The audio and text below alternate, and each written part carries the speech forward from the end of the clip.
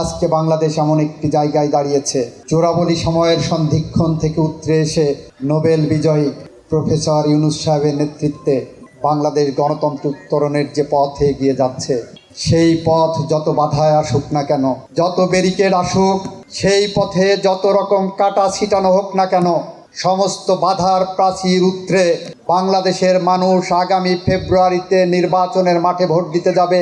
এটাই বাংলাদেশের মানুষের সামাজিক চুক্তি, এর কোনো ব্যত্যয় হবে না। এই নির্বাচনকে ভণ্ডুল করতে, বাংলাদেশের গণতন্ত্র উত্তরণের পথে বাধা হয়ে দাঁড়াতে এসে যদি কোনো খুনি গোষ্ঠী সামনে দাঁড়ায়, আমাদের বাংলাদেশের জনগণ তার সমুচিত জবাব দেবে আইনসঙ্গতভাবেই। সাংবিধানিকভাবে সরকার পরিবর্তনের সমস্ত পথ যখন রুদ্ধ হয়ে গিয়েছিল, তখন জুলাই বিপ্লবের শহীদরা তাদের জীবন দিয়ে সেই হাসিনা সরকারকে পালিয়ে যেতে বাধ্য করেছে। আর বাধ্য করার কারণেই এটাও একটি সাংবিধানিক পন্থায় জনগণ তার ক্ষমতা নিজের হাতে নিয়েছিল।